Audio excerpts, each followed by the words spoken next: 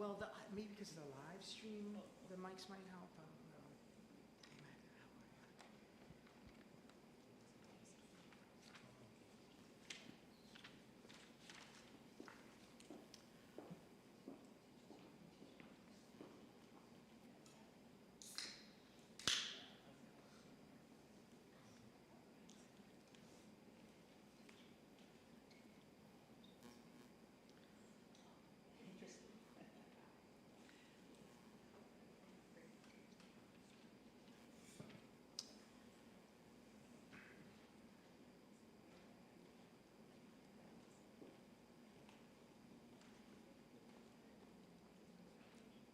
Great. Okay, so I think we'll get started. Welcome, everybody.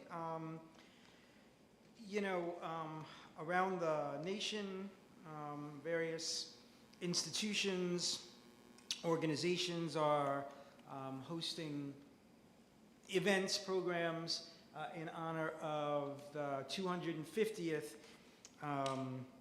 anniversary of the founding of the United States. And it occurred to me and our center that would be a good opportunity to kind of take a look at where we are in terms of this promise that the founders of this nation made to us in terms of religious pluralism in the United States. So we welcome you here today to be part of this discussion. And thank you all for coming, and thanks to anyone who's, I don't know where to look, but anyone that's online for the live stream on, welcome you too. We welcome you. I'm going to start by introducing our speakers, our guests today, and just a note right off the bat is on the PR, we had Dr. Ali Chaudry coming. Ali is tireless in terms of his work, and unfortunately he was just getting discharged from the hospital today, and he was like, I'll be there, and I was like, please don't be here. So he has, Sean Ahmed has generously offered to be here in his stead. He's a member of his community in Basking Ridge. I'll say a word about that in a moment. But first I'll start with Dr. Chelsea Ebin, is an assistant professor in the Department of Political Science and International Relations at Drew, also an affiliate faculty member of the Women and Gender Studies Department. She teaches a range of courses that focus on American politics and constitutional law, political theory, and gender. Dr. Ebin studies the development of right-wing movements in the United States with a particular focus on the Christian right.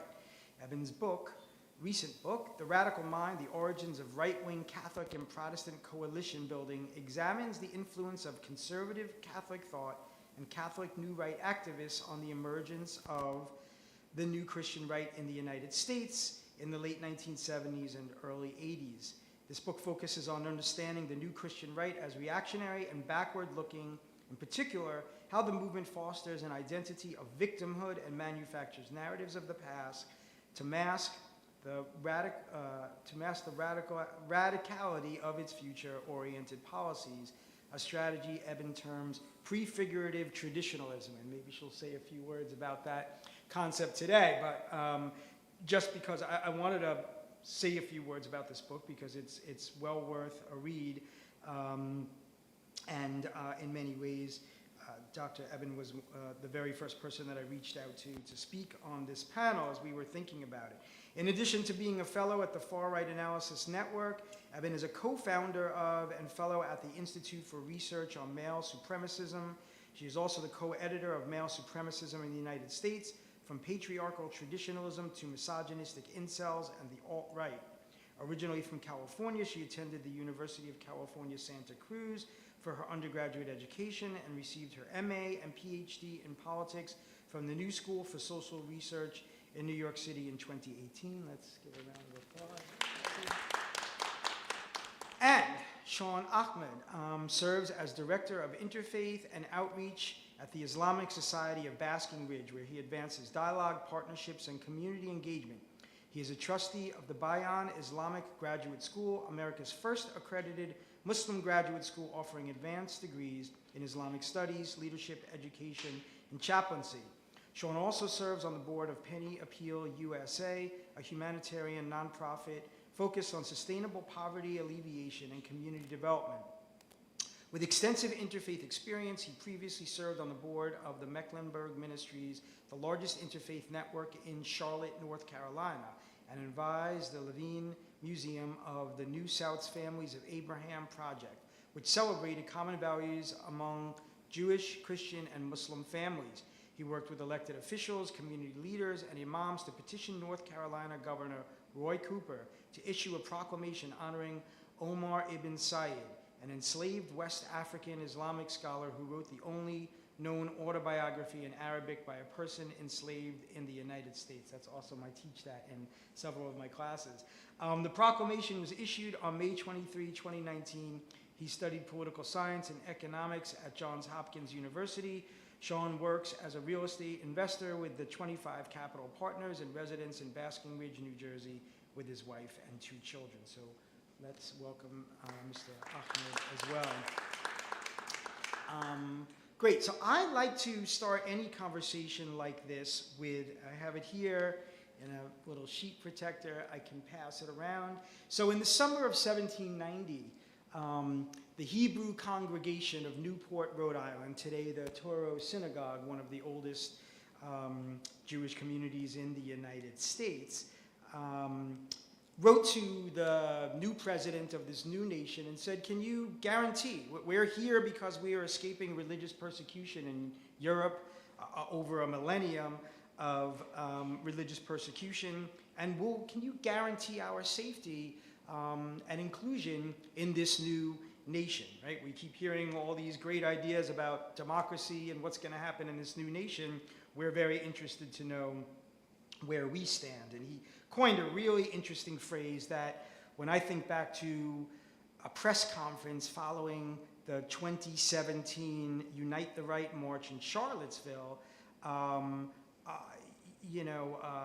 the press conference where we heard about, very fine people on both sides. This is after thousands of men marched chanting, you will not replace us, Jews will not replace us. They surrounded and threatened a synagogue the very next day and injured and killed a woman the next day as well. And we were told that on that side as well, there were very fine people. So the Moises Seixas, the author of this letter to Washington, coined this phrase, to bigotry give no sanction. And just when I heard those words come out of the president's mouth, it's searing in my memory was this phrase, like, I'm pretty sure we just gave sanction to bigotry in this country. But George Washington very quickly responded to this entreaty from Moises Seixas and the Hebrew congregation. And I just want to read a couple of lines from it because these are very, very powerful. The citizens of the United States have a right to applaud themselves for having given to mankind examples of an enlarged and liberal policy, a policy worthy of imitation. All possess alike liberty of conscience and immunities of citizenship. It is now no more that toleration is spoken of as if it were the indulgence of one class of people, that another enjoy the exercise of their inherent natural rights. For happily, the government of the United States, which gives to bigotry no sanction, to persecution no assistance, requires only that they who live under its protection should demean themselves as good citizens in giving it on all occasions their effectual support. And I just jump ahead a little bit. He loves to quote Isaiah where he says, may the children of the stock of Abraham who dwell in this land continue to merit and enjoy the goodwill of the other inhabitants, while everyone shall sit in safety under his own vine and fig tree, and there shall be none to make him afraid. And sadly, 250 years later, we have to ask this question, are people feeling afraid? And I think quite a few of us are. I want to share maybe just one or two headlines, and then I'll pass it off to the panel. But these are just several of the headlines. We shared some articles amongst us. I was so pleased to see our own Dr. Ebin was quoted in one of these articles in the New York Times. But here's just a few of the headlines that we're reading over the last few weeks. Texas sued for excluding Islamic schools from tuition voucher schemes. So they came up with a new program whereby people in Texas could take the $20,000 voucher or credit and apply it to a private school. Widely, many Christian schools are eligible for that, but they have decided to exclude Muslim schools from that program. Another headline: what Christian nationalism has in store for Jews and other religious minorities. Another headline: Homeland Security investigates remarks of Border Patrol leader Gregory Bovino, where he was talking about the U.S. attorney in Minnesota, who is an Orthodox Jew, making snide remarks about him being the chosen people and what happens if we're attacked on Shabbat. Another headline: Hegseth invokes divine purpose to justify military might. And I quote, more than any top American military leader in recent history, Mr. Hegseth has framed U.S. military operations with a Christian moral underpinning that suggests they are divinely sanctioned. And finally, one more headline, and this is just a sample, by the way.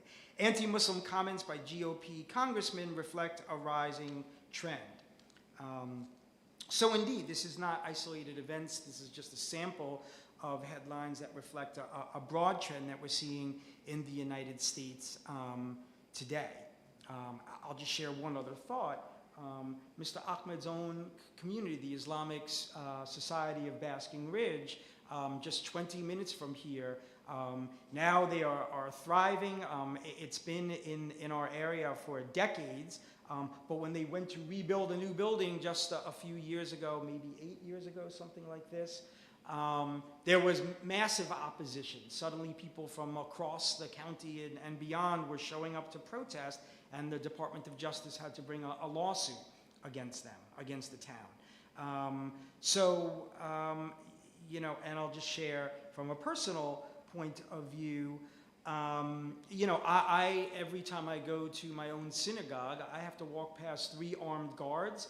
I get past the bill, as do the other congregants, and cover your ears, bro, but you know, I'm on an interfaith advisory council for the Office of Homeland Security, and not long ago I received a communication on a Sunday morning that there's credible threats to synagogues across New Jersey as I'm leaving the house to drop my children at Hebrew school that day. So it hits home in a very, very hard and real way.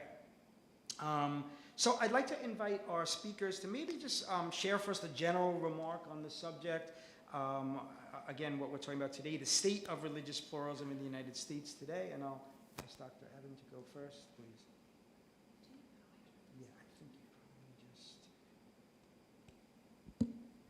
There we go. Hi. Thank you so much, Jonathan, for convening the panel and for the very warm introductions. As I was thinking about what to say this morning, I was like, well, maybe actually I want to start with a provocation, which is that at 250 years, maybe we should stop looking to the founding, and maybe we should stop looking to the framers of the Constitution and begin looking forward to how we might create a country that truly values religious pluralism. Because while certainly there is historical precedence for valuing religious difference and for creating institutions that allow for pluralist religious faiths to flourish, there is also a long history of violence and oppression and subjugation. And the Constitution enshrines racial injustice and inequality into the very institutions of our country, as well as the practices and values that have been dominant over the last 250 years. And so, in particular, I was thinking about how we might be critical or might turn our sort of focus to a critique of the way in which the traditional becomes a tool for continuing to manufacture oppression by always looking back in time to call upon some imagined past that was either better or different. And I'm thinking of the Christian nationalists who I study And they love nothing more than to quote the framers of the Constitution. They love nothing more than to say that they want a return to the past. And this morning I was listening to Doug Wilson, who is a sort of hyper-Christian nationalist pastor. He founded the church that Pete Hegseth is a member of, or Hegseth goes to one of the plants in DC. And Wilson is an unapologetic, I would say, dominionist, right? He is looking to establish Christianity as the foundation of government. And listening to him talk about the title of the clip I was watching was about whether Catholics will have rights in Christian America. And he said, well, you know, yeah, Catholic churches can chime their prayer bells, but definitely no parades to the Virgin Mary. That would not be allowed in his ideal state. And very quickly he pivoted to talking about the framers of the Constitution and about how the country used to be a good place that was led by moral men who were all Protestant. And of course the subtext of this, right, is that they are white, they are cisgender, they are heterosexual. And so I wonder if maybe the sort of invitation I want to extend to everyone is to think about how at 250 years, we might stop looking to the Constitution, we might stop looking to the foundation and the framing of the country, and instead begin to imagine what it would look like to create better institutions and a system that creates safety and true inclusion as opposed to toleration. And I can say more about the Supreme Court and how they have weaponized the First Amendment, how the new tests they have derived around text, history, and tradition work in conjunction with the Free Exercise Clause to essentially establish a system whereby Christian nationalism can be found constitutional. So again, I sort of want us to problematize our veneration of the Constitution.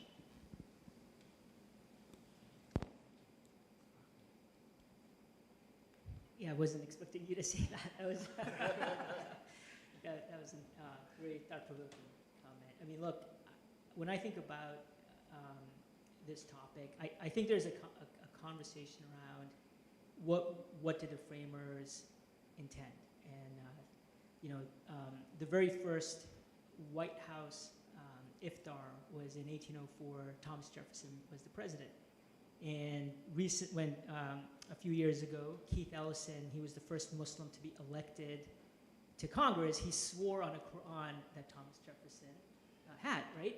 And so it shows you people read books, they had openness, they had interactions with one another.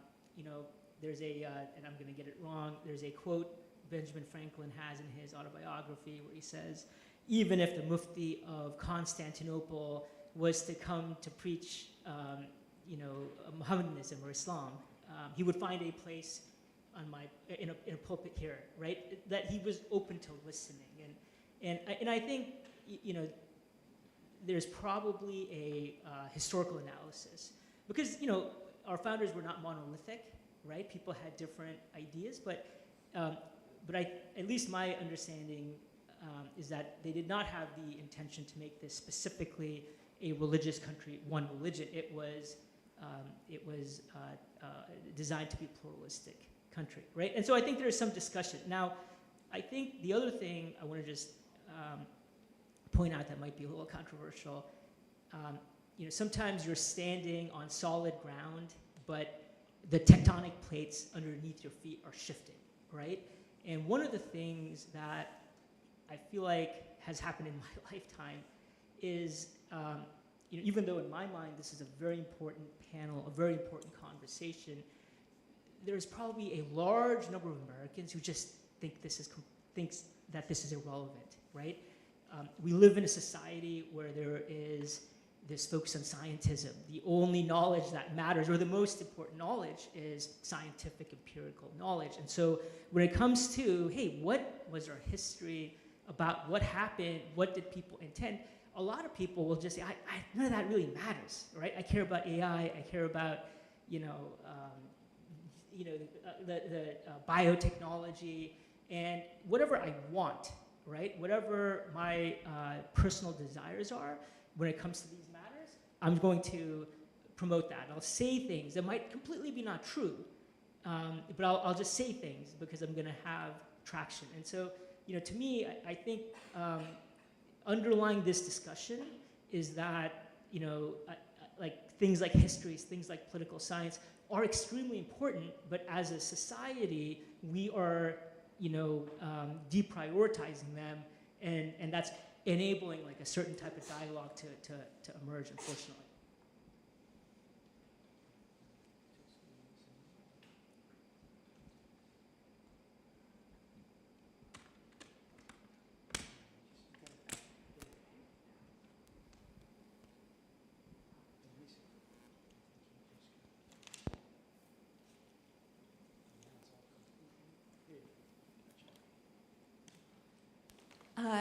Yeah, I think when we were talking about the panel, we were thinking about how conditions in the present moment have become more fraught than they were maybe 10 years ago, maybe 15 years ago. And so one of the things that has been very much at the forefront of my mind is how we are saying the quiet parts out loud, right?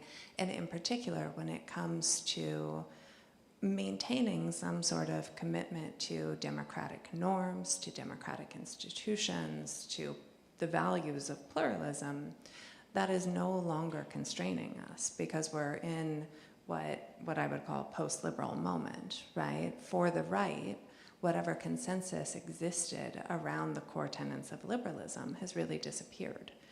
And the very idea of religious toleration and religious pluralism is grounded in this liberal tradition. So in its absence, it becomes very difficult for us to articulate a justification in response to the assault that is coming from the right. And in particular, I think that, I don't want to suggest that we haven't seen other moments of Islamophobia and anti-Muslim hatred in this country, certainly after September 11th, right? That was the dominant discourse. But the way in which it's come back is, I think, distinctive, right? There's something different in the way in which politicians are articulating hateful sentiments that, to me, signals we have abandoned that sort of commitment to the liberal consensus. And that is deeply frightening, right? It is frightening for all religious minority groups and even for religious majority groups. Not majority, but pluralistic, right?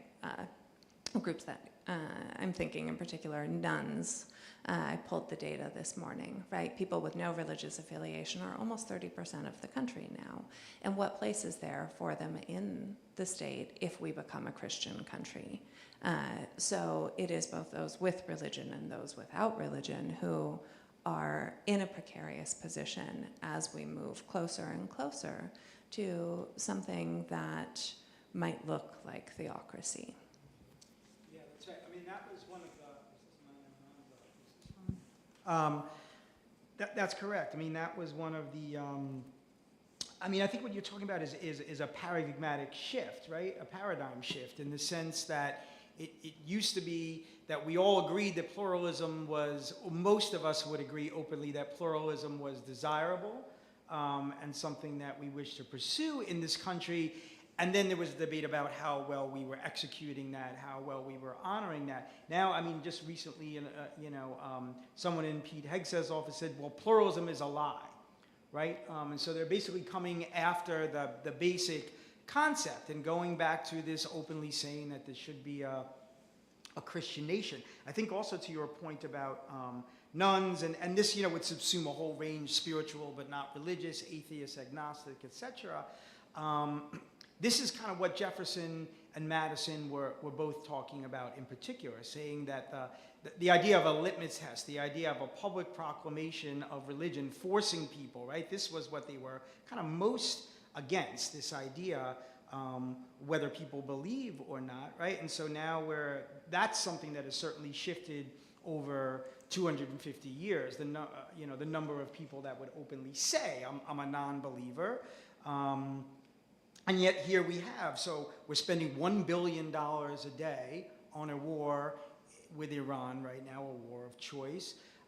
That Pete Hegseth is increasingly saying it's not even about geopolitics. This is, he looks to his crusader tattoos on his arms and reminds himself that this is like a holy war. So this is where, just for a point of reference, would go back to the framers and say, well, this is exactly the type of thing that they were objecting to, right? Because what if then the 30% of non-believers, the other percent or so of non-Christians, right, that like would say, well, so now you've got close to half of the country that would say, well, I don't believe in any of this, so can I withhold my taxes that you're using to spend on this war? And of course the answer would be, no, you can't, but this is sort of the principle that's in play here. So I think, what you're, we were talking briefly before. For me, that's one of the most disturbing elements of this, is that's like one of the most frightening elements of this, is that we used to feel there's individual haters and anti-pluralists and,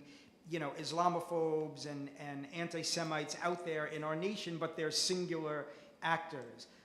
That goes from openly acting to now even further, going further and arguing that there's absolutely nothing wrong with that. Yeah, I agree with everything.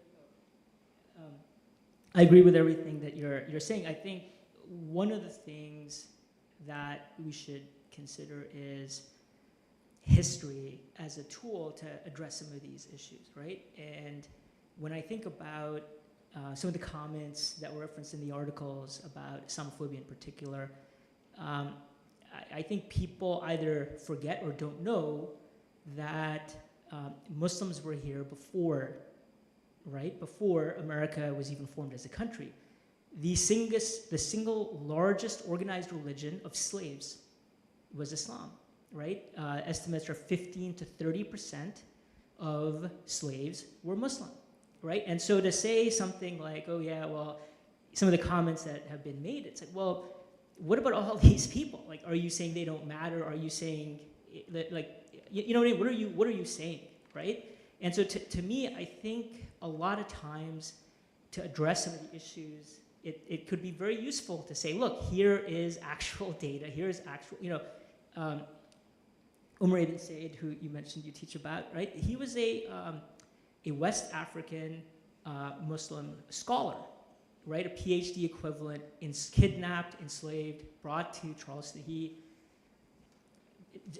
ends up as a Muslim scholar. He knows about, we share a lot in our religion as the Jewish and Christian tradition in terms of prophets and history, right? And so he ends up knowing a lot about topics that are very interesting to people of North Carolina, where he is, where he ends up being enslaved, and he becomes a little celebrity. He's allowed to write a autobiography, which is not common, right? That you get time, you have paper, and he writes it in Arabic, which is a language that people couldn't understand. So it's inauthentic. It hasn't been changed.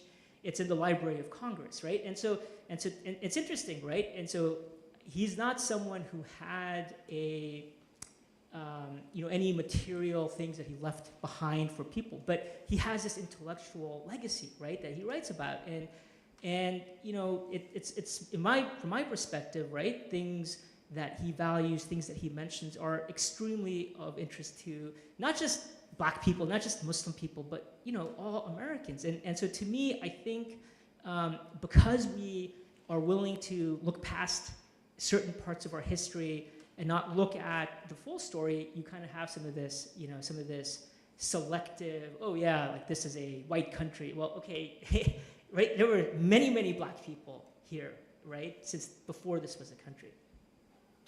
And this just quickly, this is pure speculation, so disclaimer, but we have a woman who, formerly enslaved woman who we know worked and or lived right here in Mead Hall, Mead Hall, and is buried up at Hillside Cemetery. Her first name was Almira, which suggests to me that she may very well descend from an Islamic family. So right, you know, the history that you're sharing, some of it may be right here in Madison, New Jersey. Chelsea, please. Yeah, I would. I mean, I'm, you know, I consider myself to be sort of a political historian, right? Sort of archival research is my method, and so I very much am invested in history, but I'm also really interested in the way that history gets used. And so this term that Jonathan mentioned that I use in my book of prefigurative traditionalism describes the phenomenon whereby people construct an imagined version of history in order to justify the future that they are trying to create, right? And so they sort of prefigure the future, the desired utopian state through their imagined tradition. And what I see happening so often, and particularly with our current administration, and particularly with those who self-identify as Christian nationalists, is this attempt to manufacture tradition, right? To manufacture a history that writes out the existence of indigenous people, that writes out the existence of enslaved African people, that writes out the presence of Jews and Muslims and Buddhists in the country in order to say, oh no, we're just trying to get back to what we once had. And what we once had was a white Protestant country governed in line with those morals and those precepts. And it's just empirically not true, but it doesn't really matter. If you can project that vision of history, if you can convince people that what you are doing is just trying to defend what was always yours, it's a very, very powerful rhetoric, right? And it's a very powerful way to mobilize people. And so I think one way that we combat that is with history. But I think it's also by not tying ourselves to a commitment to the past in the same way, right? We can imagine better. We can imagine different. And I was thinking, I Googled very quickly what, when germ theory was created. It's like the 1860s to 1880s.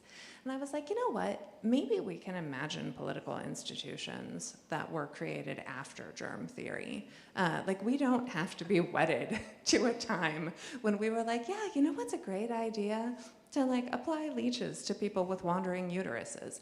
We can actually do better as a country, I think. And so that was my provocation. What if we start thinking differently? What if we start imagining into the future and stop presuming that we have devolved or degraded as a people, and instead take as a sort of point of empowerment that we are better and stronger because we are more diverse, because we have transformed the composition of the country. So I think that is, where we might go for the next 250 years. Right. No, I love that framing, and I should note, I love the provocation. I mean, I often, as I said, I love to quote this particular letter from Washington because I find it so forward-looking that because today people are still kind of mired in this concept of toleration. So the fact that in 1790 he's saying it is now that we should not be talking of toleration, right? As if I am granting you these rights. So I'll just share though on the side, I always, and I didn't today, but make a point of the disclaimer that there was Washington writing these beautiful words and looking out his window, and there was Ona Judge and other enslaved people that he was enslaving, right? So there's that. People that go back, the originalists like to look and say, well, let's look at what they were doing, not what they were saying. And so Jefferson said all that and Madison said all that, but they were praying in Congress right there. They would have a prayer at the opening of a congressional session. So they really didn't mean it. They were just, so we get into all of that. And even, this trend that you're so poignantly pointing out today, I recently pointed out in my own synagogue, we were there on February 20th, and in February 1938, there was a rally right here in Madison Square Garden right? It was a meeting of the American Bund organization, right? So basically American Nazis that were in full open support of Hitler and Nazism in Germany. And one brave man, Isidor Greenbaum, jumped up on the stage and attacked the podium, right? And this was a Jewish guy who said, I can't believe what's happening in Europe, and there's no way I'm gonna let that happen here. But hanging, the big banner that hung on the stage behind these American Nazis was a full, like 40-foot, maybe 80-foot photo or image of George Washington. Obviously not a photo, right? So, but, right, and so there they were, and I was like, I look at that and I say, there is no way whatsoever that George Washington would stand by that, and look at how they're invoking. So I think this trend that you're pointing to, right, goes back. It's not new that people try to, so we're all in some ways imagining a past. We nostalgize it, we claim it, we interpret, we cherry pick, we select certain moments in history and say, this is what the history of our nation is. So I'm so glad that you kind of raised this. I'm aware of the risk of saying, let's look at this and let's look at that in the history, because someone else has a different interpretation of that. I mean, they intentionally, in the First Amendment, put the two religious clauses right next to in juxtaposition with each other, right? Which is, Congress shall make no law respecting an establishment of a religion, nor shall they inhibit the free practice thereof. And that was in anticipation of the fact that we didn't know that vaccines would become an issue. We didn't know that abortion would become an issue. Like so many things that they were unable to anticipate, but understood that no matter what the specific issue was, that there would always be this kind of somewhere a tension between, well, it's one person's free exercise is another person's exclusion, right, or alienation. And so in some ways they were absolutely right to anticipate that tension would always exist no matter what. And so we're kind of left. So it is a really great question, to what extent should we rely on history?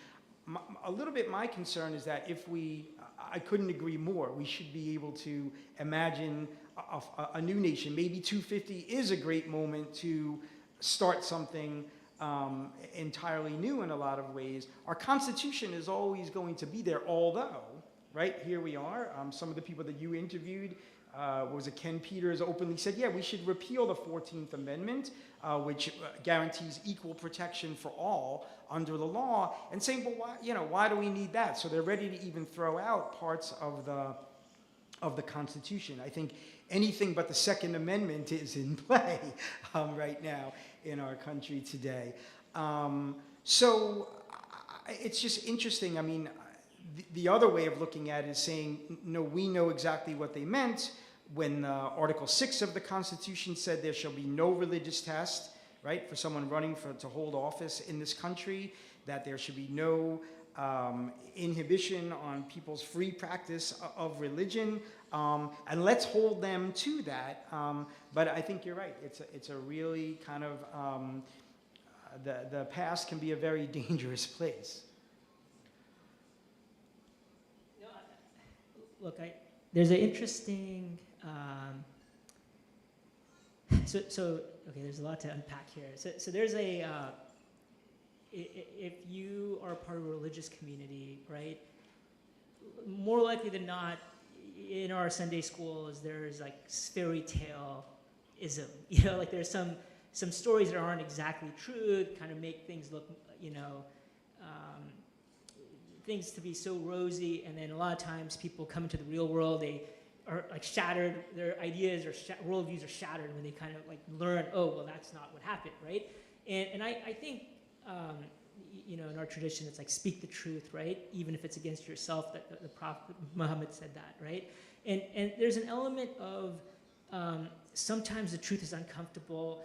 Sometimes it will take you to places you didn't think you would want to go, but it will change how it can maybe move you into a better position, right? And so, I think that this framing, there's another verse where in the Quran God tells the Prophet Muhammad, don't make something forbidden that God has made allowed, right? And so by extension, he's telling Muslims, right? Like, hey, don't just because you think something is bad, don't make it, haram or unallowed, just because you feel like it, or just because there's like a, right? And so if you're gonna, even to this day, if a Muslim scholar is gonna say, hey, this is not allowed, like they have, the burden of proof is on them, right? Not on, the action is innocent until proven guilty type of thing. So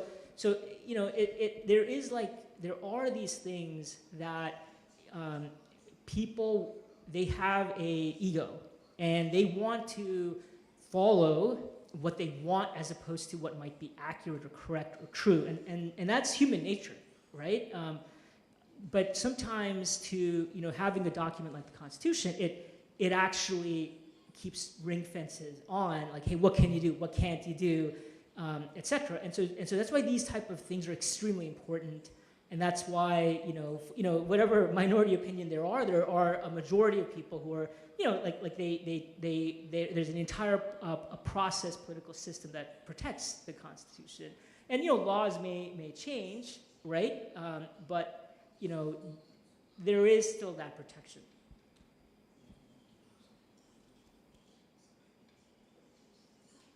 Yeah, so I was just going to say, this leads into the kind of next, I'll pose a question, which, our panelists can respond to, but also all of you, which is, what are the opportunities? Let's take Professor Ebin's challenge to us, which is at 250, what can we reimagine? What can we imagine anew going forward? What are some of the opportunities that may be there?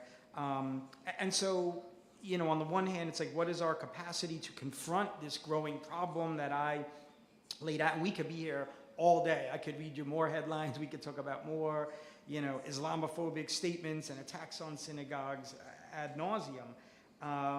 But kind of moving forward, there's only so much capacity to confront this. Obviously, we know we have the courts to some extent. It's a little scary it seems like we've got a series of lower courts that are very open and willing to engage with these issues, and then I have great concerns what happens when it rises to the highest court in the country at this very moment. It's so lopsided. You wonder if these questions are really getting a fair shot. But what are some of the strategies for reversing this trend? Is it just we need a charm offensive and better PR? Is it, educational curriculum in the schools, right, to get a younger generation of students? They do not teach this, right? I never learned this. It wasn't until I went to write a book about religion in the classroom myself that I learned so much about the First Amendment law, particularly with religious pluralism. I don't remember ever being discussed, in grade school, in my experience at least, at all. So what are the opportunities that we have? And maybe I'll ask the panelists first if they have any suggestions how to save us, and then love to just open it to the floor as well. So look, part of our faith tradition is that if God had wanted to make us all the same, he would have. Right? Like we all would have been the same, we could have been the same, but he made us different, and this is straight from the Quran, so that we may know one another, so that we may learn from one another. And so I think part of what I think needs to be done is panel discussions like this, like getting to know your neighbor, like having conversations with people, building friendships, right? It doesn't always have to be at a legislative level. There should be laws to protect people and institutions, but I think that's a huge piece that can sometimes be overlooked. I used to live in Charlotte, North Carolina. The imam of the mosque I went to, he just passed away a couple of years ago.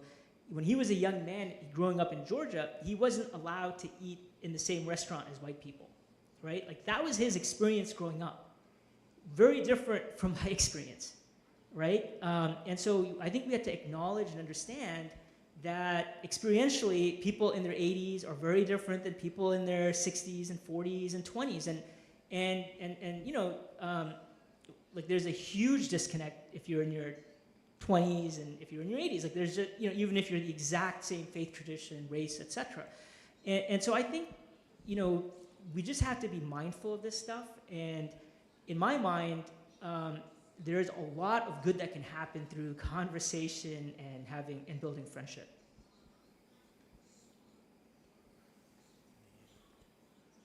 There's this.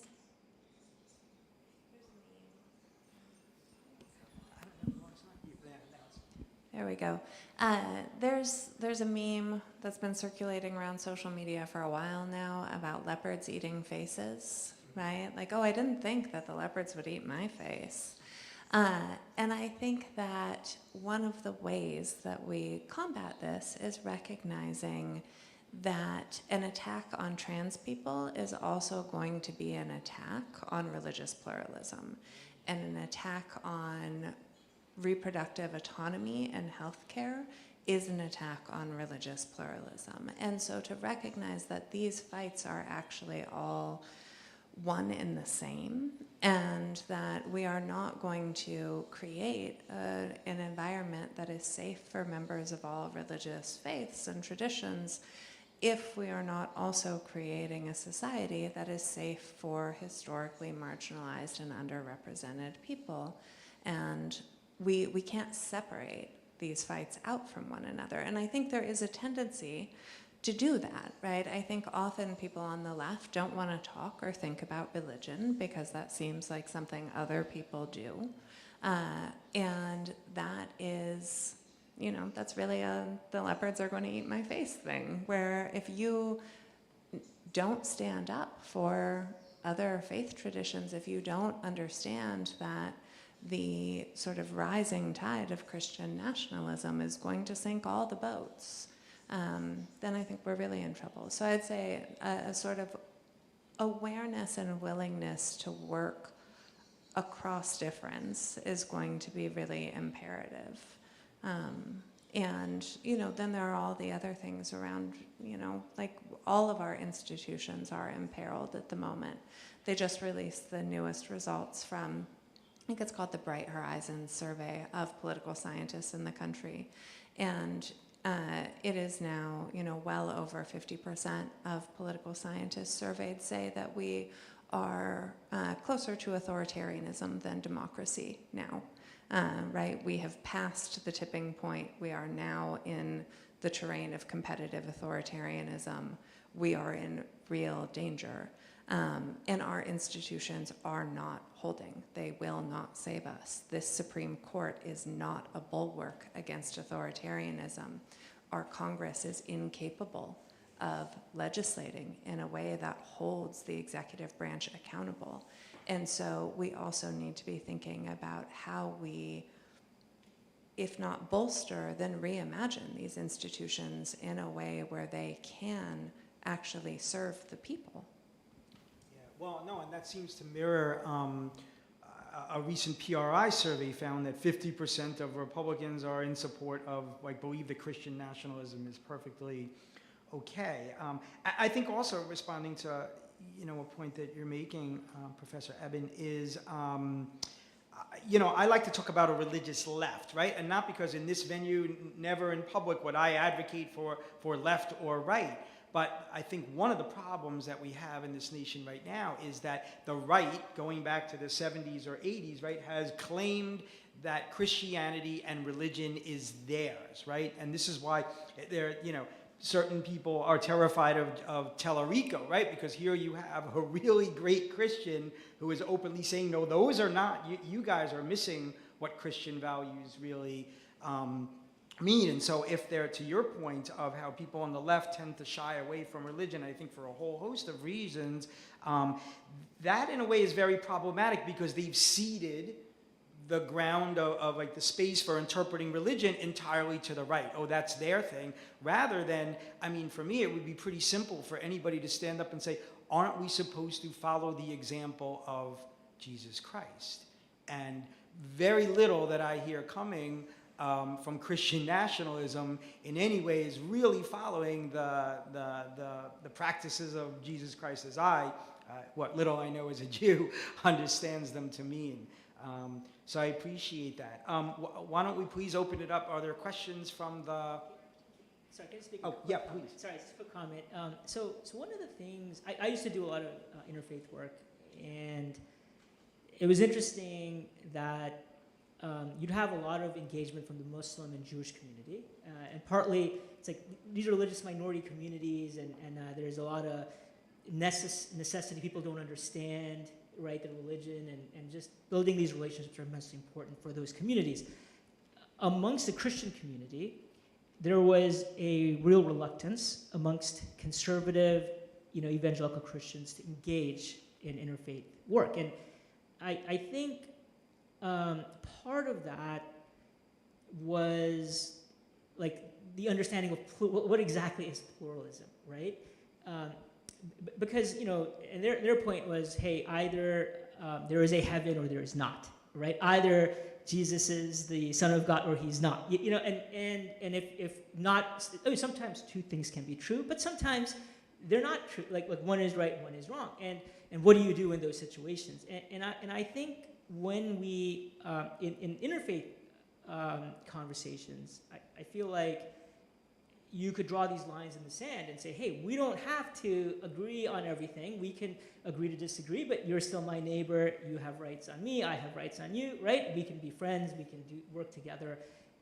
When you get into the political field, right? Now I don't know if, have you guys seen the movie The Matrix? You've got Agent Smith who's like converting everybody just into them, right? And parties have orthodoxies, right? The Democratic Party has their orthodoxy, the Republican Party has it, right? And so now it's not, like there's a cultural war happening, right? And it's like, hey, if you're going to have a view that, whatever, right, like hey, homosexuality is a sin, like maybe that's not a view that is part of the Democratic orthodoxy, right? And so it's not a welcome view. Right now, should there be space because someone may have this religious belief?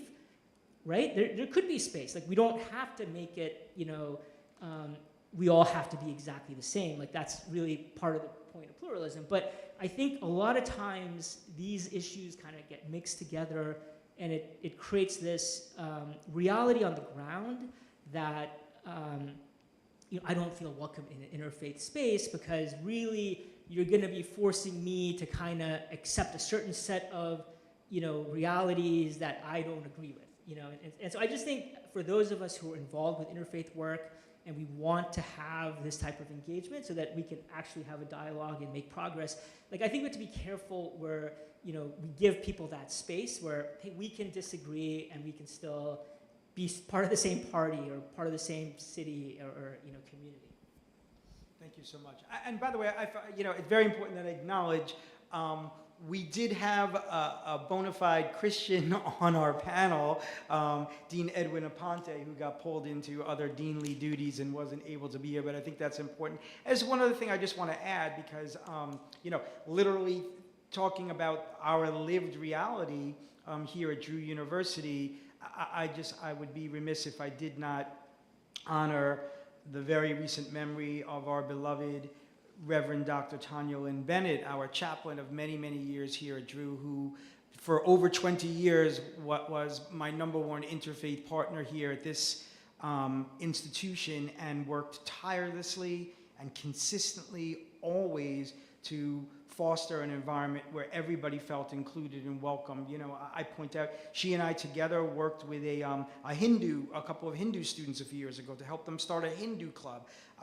I like to point out that when there were several students that wanted to establish a pagan society here at Drew University, and there were some that were, raised an eyebrow with that. And Tanya said, this is their path to spirituality and deeper meaning, and my role as chaplain is to facilitate that. And so it's just a great moment in this space in particular to honor the memory and the legacy of Tanya. She set such a wonderful interfaith environment and tone here on campus, and so we should continue to channel that in her honor. So with that, if there are questions from the audience, yeah, Magda, please. Yeah, you can jump to the microphone.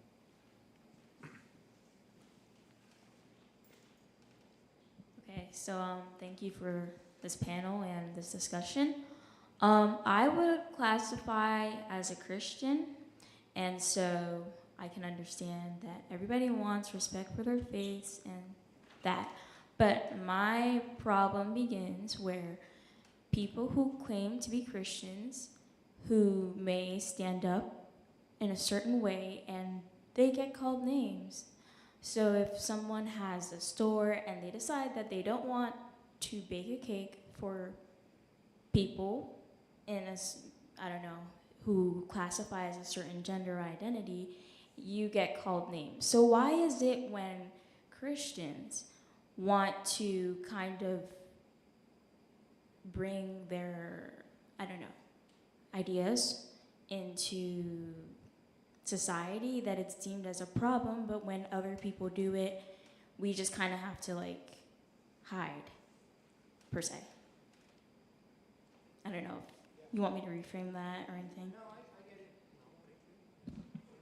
I mean, I can talk about it.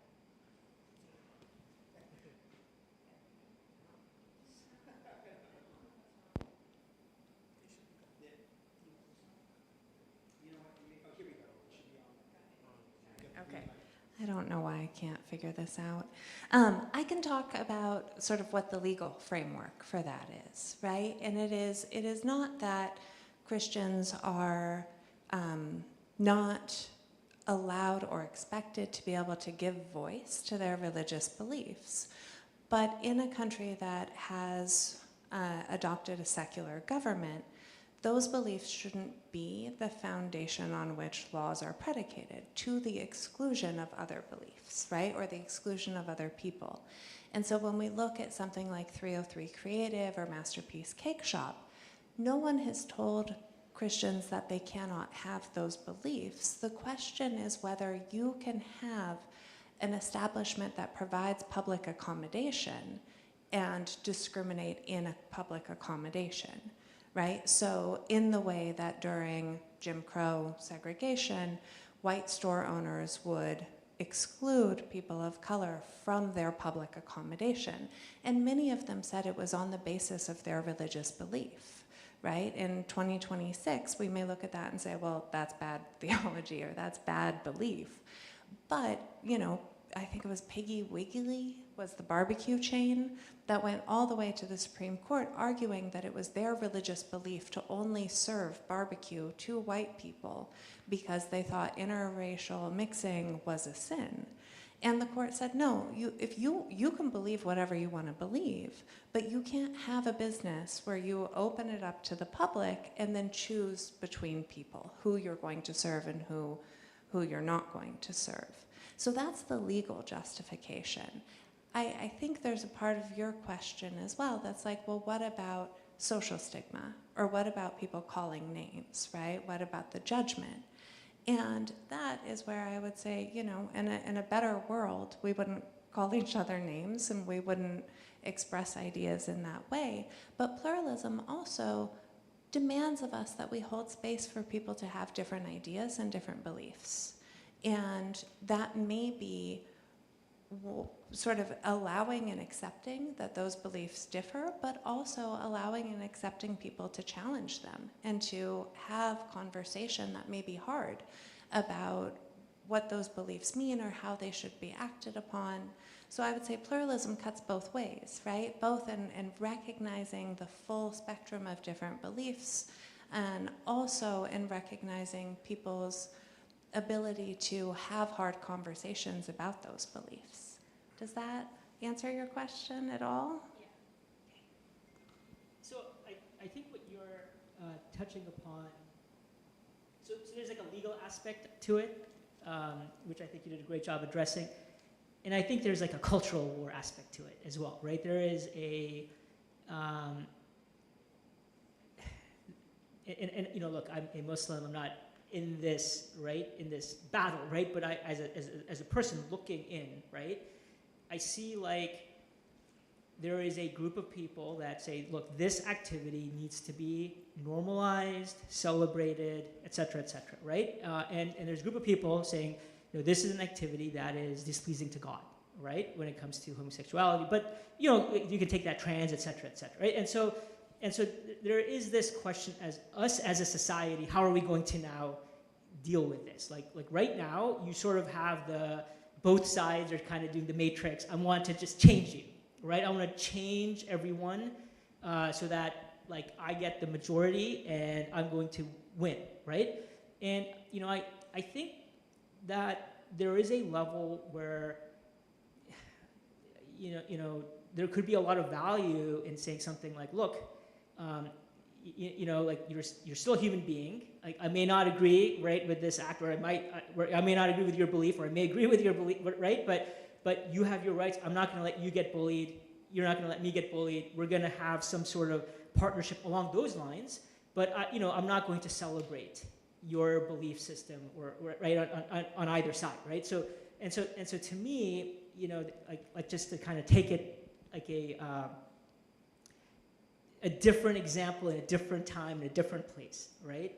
1,000 years ago in Iran, okay, it was a Zoroastrian country. I don't know, do we have any Zoroastrians here today? It's one of the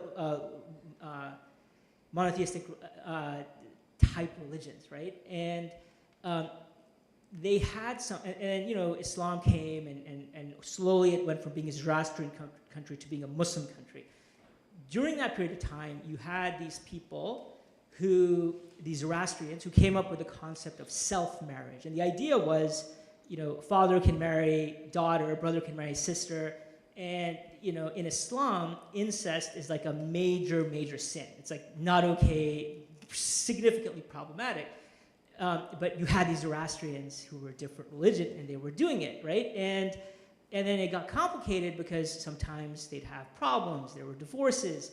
They would end up in the Muslim courts, and they, hey, like, what about asset separation? What about kids? What do we do, right? And it was like this really complicated thing where it's like, hey, like, we would have never let this marriage happen if we were using Muslim law, right? And so the ruling that the judge made then, who 1,000 years ago, Ibn al-Jawzi, he basically said, look, Muslim law is for Muslims, it's not for Zoroastrians, so we shouldn't get involved with this. If they come to us and ask us to adjudicate, like, we have no choice but to adjudicate based on their law. And so, anyway, different time, different place, but it's like, even though you didn't agree with something somebody else was doing, like, hey, you can still be a citizen, you can still, do things. You don't have to impose your view of morality on the other person. You can agree to disagree and work together to work against bullying, discrimination, etc. And I actually feel like this is a really critical question, because in America right now, I actually think that conversation is really important, and it's not happening. Like, what's happening is, you know what, I'm going to win this cultural war, and you're not going to be able to believe what you want to believe. The law is one thing, but just polite society, right? You're not going to be welcome in the Democratic Party if you come, with XYZ beliefs, or vice versa, Republican Party. And I think that's not healthy for our society, and there needs to be a different type of conversation instead of like, I'm just going to win you over, beat you over the head with this cultural war and convince you,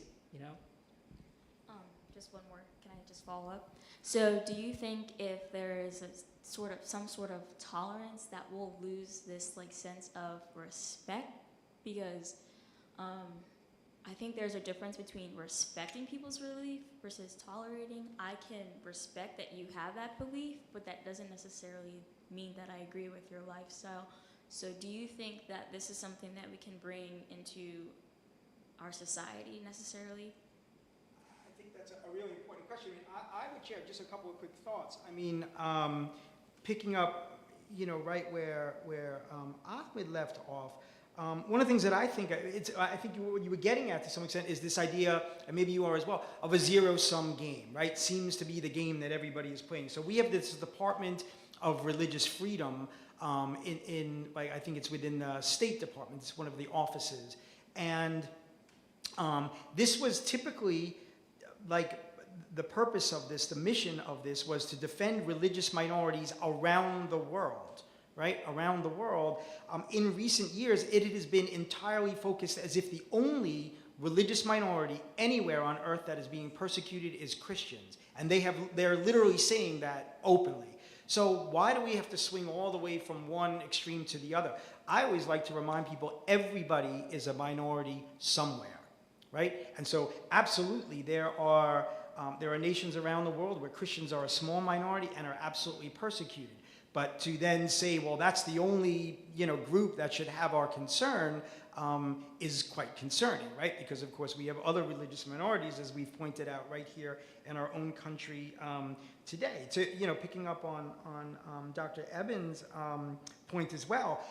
This fall, September 26 or 27, I'm going to get Tracy the date. We are dedicating our monument, which commemorates the barbershop protests of 1964, where barbershops right like a 2-minute walk from here were denying black people haircuts, saying we will not cut your hair. And again, it went all the way to the Supreme Court of the state of New Jersey. It is a case that is still cited in case law to this day. And it was basically saying, you may have your private views on race, but if you are a public-facing business, you cannot deny somebody service. So again, it comes to that same, the leopard eating the face part as well, right? We can't say, well, it's not okay to cut the hair of a black person, but then come and say, well, Masterpiece bake shop, right, is allowed to deny a same-sex couple a wedding cake.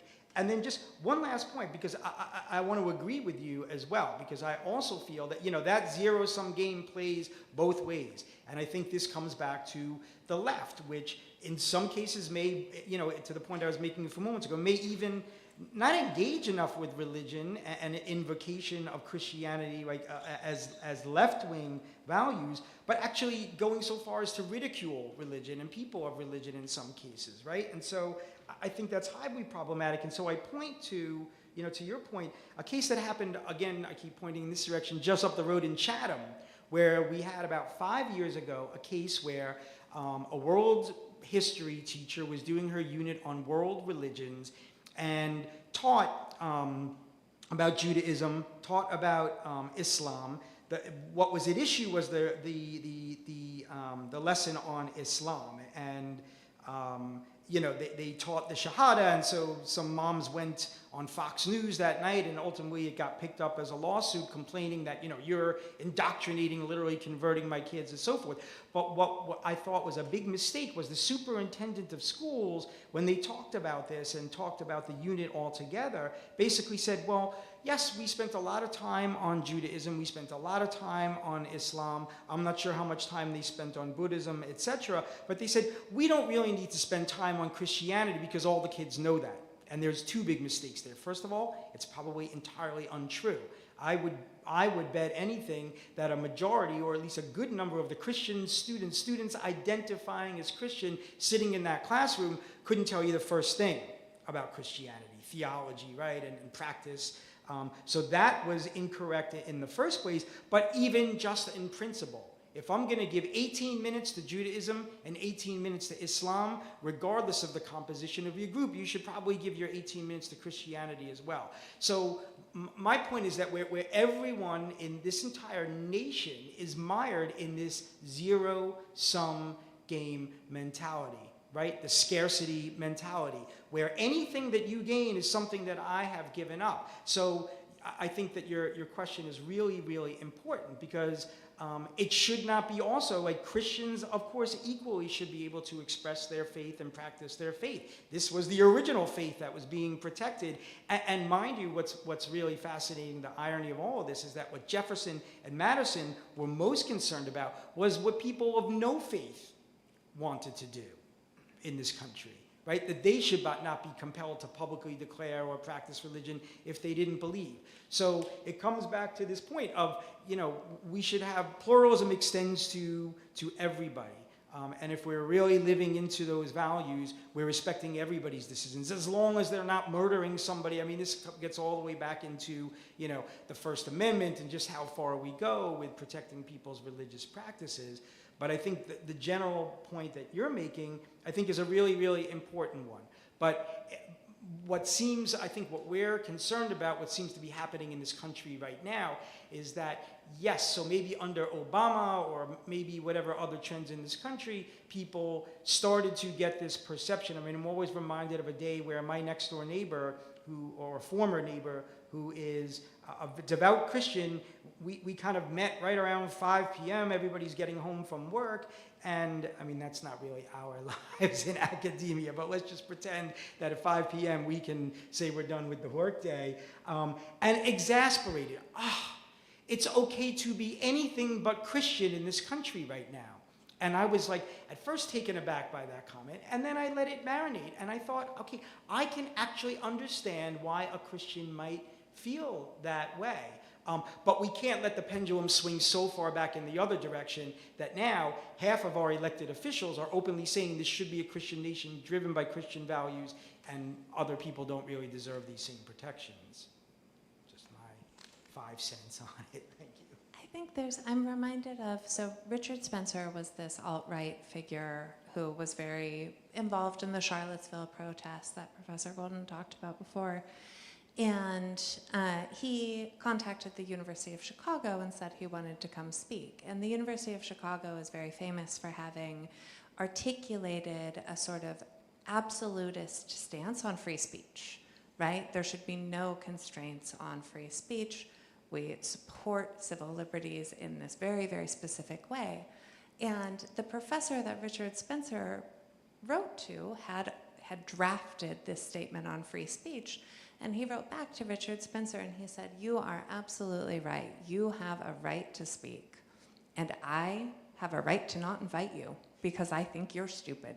And he really, I mean, the letter is amazing. He actually just says, like, I don't like you and I don't have to invite you. And I raise this because I think that there is often a conflation between our perception of our right to do something and our entitlement to do it in a way that relies on other people or affects other people. And so Richard Spencer has a right to say whatever he wants, but we also have a right to dispute him, right? To argue with him, to not invite him. He doesn't get to be everywhere he wants to go. And I'm thinking Tennessee passed a law last year that's a sort of a religious free exercise law that says medical professionals can deny service to anyone if the service violates their religious belief. And there was a woman who went to her doctor for prenatal care, and he refused to treat her because she is unmarried. And he said, well, having sex out of wedlock violates my religious belief. And I sort of, the stance I would take is like, absolutely, you can believe that, but then you shouldn't be a physician. Right? You should do something else in life where your belief is not going to affect someone else in a way that is going to potentially endanger their life, that is going to cause them harm. And so that, again, is where I think we sort of bump up against this, like, how do we adjudicate between creating a space where people's beliefs are respected, but where those beliefs also are not allowed to cause harm, right, in shared spaces. And that, I think, is where maybe we can find common ground and agreement that we don't want to allow belief to be acted upon in ways that cause harm when the leopards could eat our faces, right? When if we turn the table and we say, yeah, but if it's something else, like, that's really going to hurt me. So I agree with everything that was said before.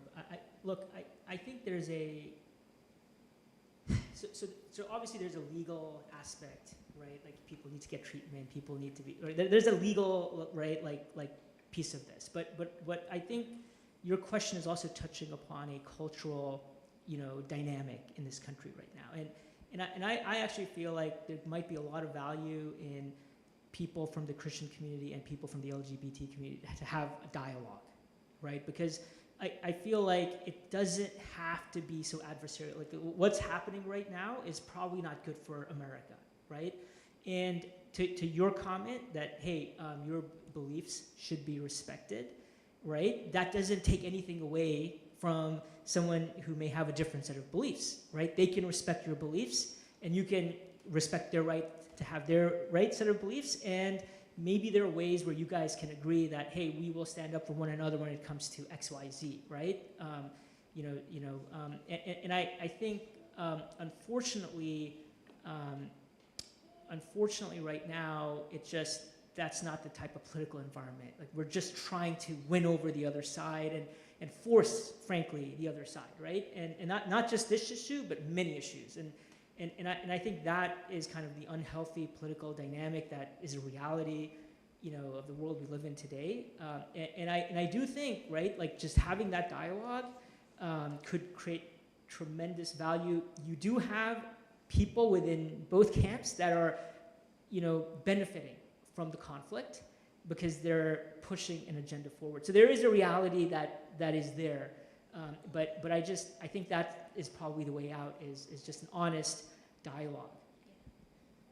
Like, how far can we go with this? Because I would say that even though I have my own set of beliefs, I don't push that on anyone. I would say that I may have my stance that many people may not agree with, but I wouldn't say I have worked on, like, I'm working on a committee with the Center for Civic Engagement right now, and there's someone who is there who I may not agree with, but that doesn't stop me from, working with her, or however she may identify. But my question is, like, how far do you go where you kind of put aside your belief or what you feel convicted? Because I feel like a lot of people feel like in these discussions there's not sort of a difference between conviction and belief. People feel convicted a certain way, which may form their belief, and they therefore think that they shouldn't act against their conviction. So how far do you think you can go when it comes like that, in terms of that? Look, I think it's as simple as, like, hey, we're in New Jersey, I'm going to DC, maybe you're going to Philadelphia, we're going to be on the train together, for a period of time, right? And it happens all the time. Like, people, like, in other words, as Muslims, we believe in God, and there are people who are atheists who do not, right? And it's like, okay, like that doesn't mean that they're not a human being, they're not my neighbor, they don't have rights. Like, we can't work together on issues, even though we don't agree on a really critical, point. So I don't know if that, hopefully that answers your question. Thank you. That were great questions that I elicited a couple of rounds from the panel. Do we maybe have time for one more question if anyone has? We also, we have some sandwiches downstairs people are welcome to. But if we maybe have one more question, we could. Okay, well, thank you so much. Thank you all for coming. Thank you to everybody on YouTube. We appreciate you. I don't know why I keep looking up there. Yeah, there's somewhere in the, yeah, okay, she's pointing. But thank you so much. Thank you to our panelists. Thank you so much, Ahmed, for stepping in at the last minute with this, and your expertise was wonderful. We appreciate you. And Dr. Ebin, always you are a resident expert on campus on these issues. And thank you, everybody. And let's keep having these conversations because we do have a lot of work to do if we are going to, inshallah, the next 250 years of American history will be bright. We can pray. Thank you so much. And grab sandwiches now.